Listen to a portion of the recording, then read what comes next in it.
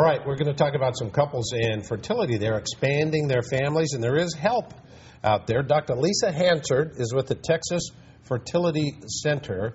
We're going to put her on ice for about 1 minute while we get a story, and then we'll chat with you. But welcome. We're glad to have you here. Thank you very much. Deepa and Jamie Eveleigh went through the Texas Fertility Center to do some of these programs and take advantage of this. And lo and behold, it worked out very well, did it not? It did. Tell me the story. Well, we've been married for about 3 years and trying for a little over 6 months, and nothing was happening. My OBGYN then referred us to Dr. Hansard's office, and we went through 3 full IVF cycles, 7 What's IVF? in vitro fertilization, Okay. and 7 different embryo transfers without success. Right. And one consultation with Dr. Hansard, she sort of off the cuff said, you know, it'd be great if you had a sister or a friend who could potentially carry the baby for you. And so at that point, we started becoming more open and honest about our situation with our friends and family. And we had 5 volunteers step forward to carry our babies for us. So who eventually did? Eventually, my best friend, Crystal, did. Yeah. And so what was the result? Well, we've got 2 beautiful baby girls. Yay! They're turning 1 next week. Yay! I bet they're a handful too, aren't they? They are, but they're very well behaved, though. You know, we got really lucky. They're just, they're great babies. They're easy. You know, as easy as babies can be. Wait a minute, easy. I hate saying that because it's going to come back on me, you know, sooner or later. So the program was terrific in terms of your results with this.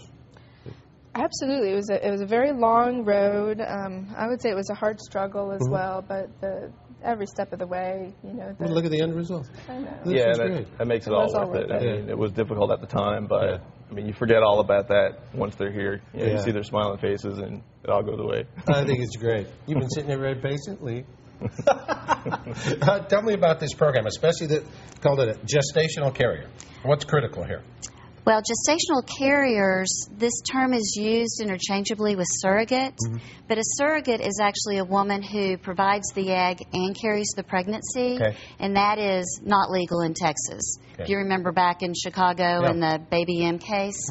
So gestational carriers are women who carry a pregnancy that is the biological child of the intended parents. And it's used in all sorts of different situations. Sometimes there's a known problem.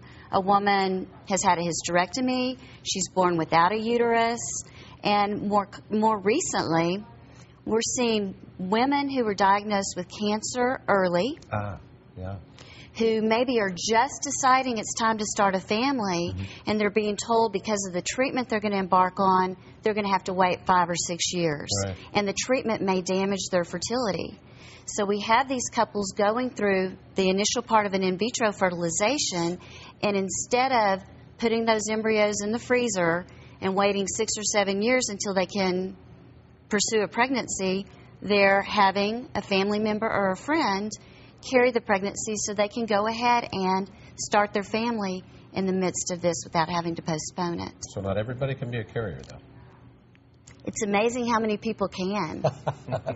So, and that's a misconception as well. So I simplify things and say, in order to have a successful pregnancy, you need a healthy egg, a healthy sperm, and a normal uterus. And they don't all have to be just among 2 people. And so any woman who is healthy enough to be pregnant and has a uterus can be a gestational carrier. Well, there you go. You could help out. You could even volunteer at the Texas Fertility Center. Dr. Lisa Hansard. I wish we had more time talking about this. Maybe we Me too. Thank you so much for having us. You betcha.